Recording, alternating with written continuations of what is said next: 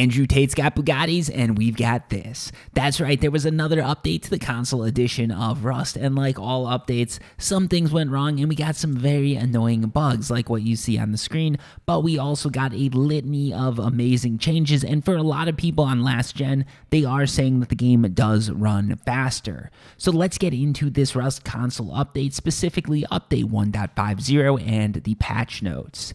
Changes. Added a new dynamic cargo ship event. Added L96 rifle, perfect to take enemies from a distance. The L96 can be looted from code-locked crates and APC crates. So that is the big thing that's been going on with this update. We've got the cargo ship monument now, and we've got the L96 rifle. One thing to note is that it was said, at least a dev did say this, I'm not sure if they're going to hold true to it, is that because of the cargo ship being added, Oil Rig has been removed as one of the monuments on these maps. So I think it was small Oil Rig specifically, so you're going to get cargo ship and large Oil Rig, but small Oil Rig has disappeared for the time being on most maps.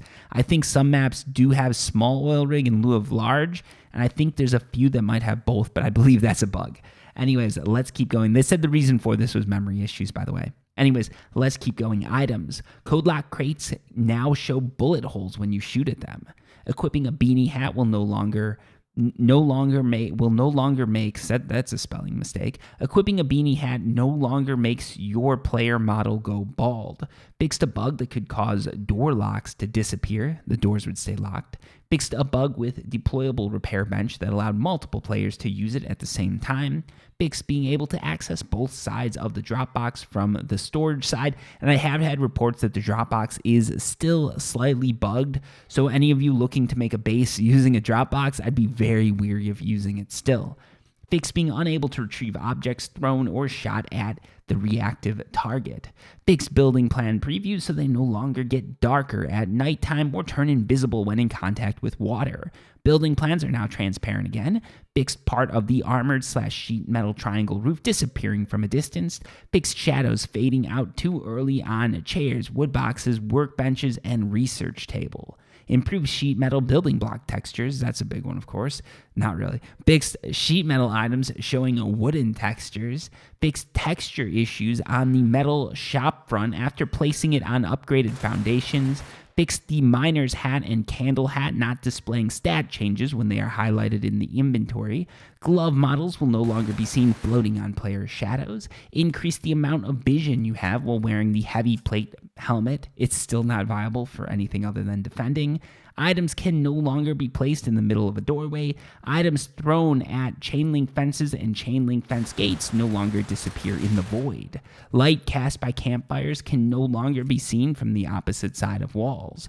Player hair no longer clips through the coffee can helmet. Scrap can now be stacked when moving it from a container to your inventory. Supply signals give out much more smoke after being thrown, so if you're solo looking for that sneaky pickup, be careful. The stone pickaxe can no longer gather wood. The torch, flashlight, miner's hat, candle hat, and weapon flashlight now provide more light, so raiders can even better see if you're inside your base messing around. Let's Moving on to weapons. Added M39 rifle back to the rifle loot pool. Fixed a bug that caused the smoke grenade to activate underwater. Fixed a see-through part of the semi-automatic rifle texture. Fixed being unable to reload some weapons after playing an emote twice during the reload animation. We're getting closer and closer to Fortnite, boys. Fixed level of detail issues on buildings when viewing them through a weapon scope. Fixed missing animation for equipping the M39 rifle. Fixed missing reload sound on the Spaz 12 shotgun. Fixed rockets sometimes flying in the wrong direction after being fired from a boat. That's a bit of an issue because you probably ended up killing your teammates. Fixed an issue that could occur stopping players from retrieving thrown weapons from animals. So if your animals pick up your gun, you can now get it back.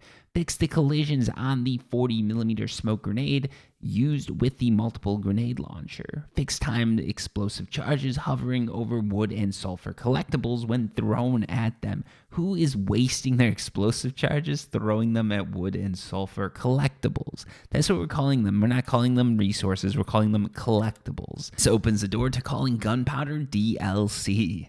Grenades thrown at sewer entrances now fall down into the tunnel instead of floating above them. The paddle no longer emits a swirling sound when thrown. A swirling sound. I know what they mean, but that's an interesting way of describing a sound. Swirling. I don't know if that really is a sound. Player. Fix being unable to interact with small storage crates on boats. Increase the radius around safe zones that the hostile timer display is triggered. Made it easier to fish while sitting in a boat. And that's a very important thing because that's how you should be fishing, boys. Next up, players now hold the steering wheel when driving a rowboat. That's interesting. I didn't know you could really drive a rowboat like that, but okay. Pushing a kayak when another player is sitting in it no longer causes it to move indefinitely. You can no longer push kayaks while standing on them. Moving on to the world. Boats no longer flip upside down after a server restart. They now flip right side up. Fires from destroyed helicopters and Bradley APCs now provide light at night. So for those of you who are looking to avoid wasting 50 wood on campfire, you've got a viable solution now. Fixed a bug that could cause players' backpacks to leap through the ocean. I sort of like that. I honestly think they should just turn that into a fish. Not only can you catch fish with your fishing pole, you can catch backpacks. I'd like it. Fixed a bug that sometimes stopped players from being able to push boats on the ground. Fixed a squeaky sound coming from the attack helicopter. So they basically oiled the engine. Fixed ghosting effect on shadows cast by grass foliage. Fixed rowboat propeller appearing white from a distance because you don't want to whitewash things. You really don't want to do that. Fixed shadows disappearing too early on chain link fence props. Fixed some instances of being able to loot crates more than once. Fixed some loot containers spawning twice in a spot. Fixed the Chinook being unable to shoot at players. By the way, for those loot containers and being able to loot more than once, I think that's mostly related to when you're going diving for loot. I've noticed this bug come up a few times and just didn't want to say anything because A, I like getting a little bit of extra loot, and B, I don't really want to just break the game for everybody, if you will. Plus, then you'd all be out there and I'd get killed. Next up, where we leave off. Fix the Chinook being unable to shoot at players. Fix the junk pile sinking animation not always working. Grass foliage animation performance improvements. Increase the size of world models for Scrap, Blair, M249, and Tech Trash. Players can no longer spawn in snow or desert biomes. I think this one's a little, in my opinion, you should always be able to spawn in desert biomes. And one of the things I'm worried about is on some maps, I don't think there's going to be a big enough spawn zone. And that opens up newbies or new players to a lot of trolling and just sort of bad activities that can be going on. I've got some ideas, but I'm not going to tell you what they are. Pumpkins no longer disappear as you walk away from them. Underground tunnels are darker because if that's one thing that everybody wanted, they wanted darker things. Monuments, that's what she said. Monuments change the opening direction of the crane door at the train yard so it can't be used to push players off the crane anymore. It seems like that's a bug that keeps occurring and I don't know why they care about it. If you want to push a player off a crane, you should be able to do it because you literally could just shoot them and kill them that way. Fixed a spot at the launch site where you can jump off the main building and land on an invisible ledge. So some people are going to be very disappointed when they run launch for the first time. Well, the first time this wipe. Fixed areas where you could get stuck at the small oil rig and at the launch site. Fixed being unable to interact with the vendor at the large fishing village unless you stand in front of them. You can now take them from behind. Fixed being unable to open the refinery door at the dome. Fixed collision in doorways in a launch site's red key card building. Fixed popping shadows at the sewer branch. Fixed rubber banding effect at the top of the launch site's main building. Fixed some items clipping through each other at sewer branch. Fixed texture issues at airfield, dome, lighthouse, train yard, harbor, satellite dish, fishing village, and oil rigs. They fixed them everywhere.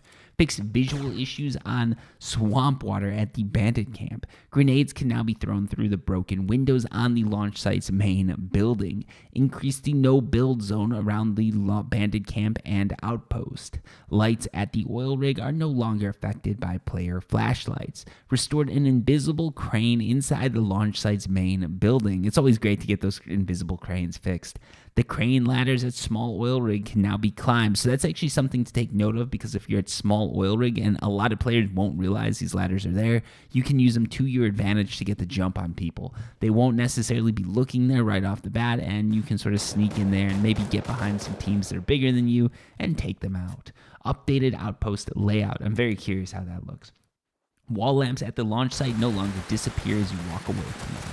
Optimize monument levels of detail to only update when is visible around 100x faster. So it's actually a huge increase, 100 times faster. That is massive. And I think that's why a lot of people on these last gen consoles are saying that they've seen an improvement with this update. Next up, NPCs. You'd think that that whole fishing village from behind thing would be here, but it wasn't. NPCs fixed a bug that could cause destroyed helicopters to continue firing at players from the crash site. So they've got a bit of a Black Hawk Down situation that would occur every so often. I guess they've taken that off the map. Fixed a hang that could occur after destroying a Chinook. UI added the option to toggle FXAA in the options menu. Added cooking icon to foods that were missing it while being cooked on the barbecue and campfire. Changed the error message displayed when placing rug on an invalid spot on walls, floors, or ceilings. Fixed a bug that could cause a sleeping bag counter on the map to flash repeatedly. Fixed a bug that caused vending machine icon to appear on the map for other players to see despite being turned off. Turning off broadcasting on the vending machine now removes the icon from the map. Fixed a bug that could cause icons for crash sites and debris fields to persist on the map even after they cease to be accessible in-game. Fixed a bug with auto-equipping that could replace active hotbar items even if there's already an items in the selected slot when R2/RT is pressed. Fixed missing icons on items being cooked in campfires or barbecues. Fixed missing text on the fishing controls game tip. Fixed the description on medical syringes being unreadable. Fixed the map not showing on the death screen. Fixed the select button prompt missing on options menu after first boot. Improved the appearance of melee weapon stats in the inventory. Improvements to labels and guidelines on the map screen to make it clear. Increased the text size of some items item descriptions that were too small to read. Map UI performance improvements. Messages sent using the server chat option in the quick chat menu can now be seen across the whole map. Removed an unneeded HP bar from the oil rig alarm system. The sleeping bag timer displayed on the map now updates properly. We're almost done with this, folks. You can tell I'm getting bad at reading this because it has been a long one. Other changes. Added FPS limit and terrain quality in the options menu to help improve performance. And that's a big one for those of you on last gen. If you're having issues with the FPS, go in and play with those settings. Also, if you're on current gen, I'd recommend going into those settings and just taking a look. I noticed that just by logging in, my default was set to low when it really should have been high because I've got a Series S and should be able to play on high. So yeah, I'd recommend everybody goes in and changes those settings based on what system they have and what experience they're looking to get. Fixed a crash that could occur when filling the last slot of the locker. Fixed a crash that could occur when joining a server. Fixed an exploit that allowed players to pick up items from another player's base if they built close enough that they could reach over with a hammer from their own building zone. That was a really ingenious one. Whoever figured that out, you're devious, but you're smart. Reduced the FPS drop caused by blood splatter effects. Fixed a crash caused by trees falling even though they weren't dead. Added a new version number to the bottom left of the screen visible in Game 2. Increased the default player timeout. And that is everything that is in patch 1.50. Also, with the blood splatter effects, why don't they just remove them or give us the option to disable blood splatter? It's something that some people wouldn't like. I would not care if blood splatter was in or out of the game, and if it gives me FPS if I was on last gen, I'd be more than willing to take that trade-off. So yeah, in a nutshell, that is the update. Cargo ships, some new guns, and a ton of bug fixes are what we all have to look forward to, along with a devilish host of new bugs. In addition to that, while I was recording this video, because I do pause and come back to it at times, there was a fix, not a fix, but a way to fix the bug that I showed in the beginning, that sort of black like object bug. You can fix that by turning motion blur on. I hate motion blur, so that's probably not something I'm gonna do. But if you really hate those black objects and you like, I can't play with either. I can't play this game with the black objects. I can't play with motion blur. But if you can put up with motion blur, if you turn it on and restart the game, that supposedly fixes the issue. Anyways, thank you so much for watching. I'm not gonna waste any more of your time. So until next time, peace.